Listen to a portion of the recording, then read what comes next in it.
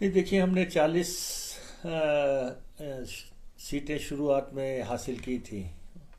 और अब सारे, जब ये पूरा पटक्षेप हो गया है, तो फिर हम 40 पे फिर पहुंच गए हैं। यानी कि बैक टू स्क्वायर वन। और अब 2 सीटें हमने जीती हैं। श्रीमती कमलेश ठाकुर जीती हैं देरा से, एक इम्प्रेसिव जीत उन्होंने अर्जित की है।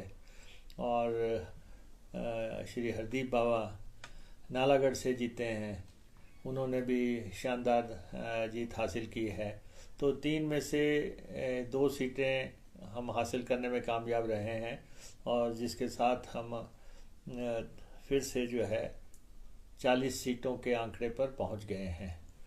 और 4 महीने की उथल पुथल के बाद, 4 महीने की राजनीतिक अस्थिरता, अराजकता के माहौल के बाद, हम ये कह सकते हैं कि भारतीय जनता पार्टी का ऑपरेशन लोटस जो है प्रदेश में पूरी तरह ध्वस्त हो गया है। ऑपरेशन लोटस, जो कि एक योजनाबद्ध तरीके से भाजपा प्रदेश में लाई थी, और एक बहुत बड़ी साजिश प्रदेश सरकार के खिलाफ हुई थी, और सरकार गिराने का पूरा ताना बाना बुना गया था। लेकिन प्रदेश की जनता ने अस्वीकार कर दिया। जो घटनाक्रम इसमें घटित होते चले गए, कि कोशिश तो शुरुआत यहाँ से हुई थी कि राज्यसभा की सीट वो एक हासिल करके ले गए। और लेकिन पूरे प्रकरण में जो 9 एमएलए शामिल थे, उनमें से 6 ने अपनी विधायकी गंवा दी। तो अब ये देखा जाएगा कि क्या खोया क्या पाया।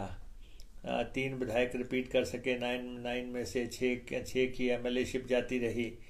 कांग्रेस फिर से 40 के आंकड़े पे पहुंच गई, और कांग्रेस की सरकार अब पूरी तरह स्थिर स्थायी सरकार है। लेकिन ये स्पष्ट हो गया कि इस देवभूमि के लोग, इस वीर भूमि के लोग दल बदल के बेहद खिलाफ हैं।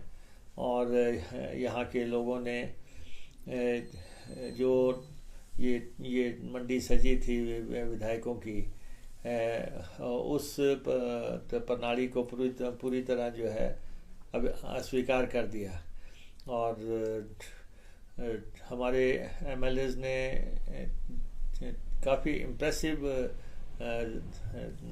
जीत अर्जित की है। तो अब हम ये भारतीय जनता पार्टी से यही कहना चाहते हैं कि आपने सरकार गिराने का प्रयास किया और आप विफल हो गए। अब समय आ गया कि आपको हिमाचल प्रदेश की जनता से माफ़ी मांग लेनी चाहिए कि हम लालच में आ गए थे। हमने उस लोभ लालच में सरकार को गिराने का कोशिश की, और ख़ास तौर पे नेता प्रतिपक्ष जो इस घटनाक्रम के सारे साक्षी रहे, जो कि एक ब्रिज का काम कर रहे थे केंद्र और हिमाचल के बीच में, और जिन्होंने ये पूरी प्लानिंग की। और उनको चाहिए कि उनको जनता से माफ़ी मांग लेनी चाहिए, क्योंकि पहले वो कहते थे 4 जून को सरकार बन जाएगी, फिर वो कह रहे थे कि इन बाई इलेक्शंस के बाद, 3 बाई इलेक्शंस के बाद हम प्रदेश में सरकार बनाएंगे। तो इस पूरे घटनाक्रम में ये लोग प्रदेश की जनता की नज़र में गिरे होंगे।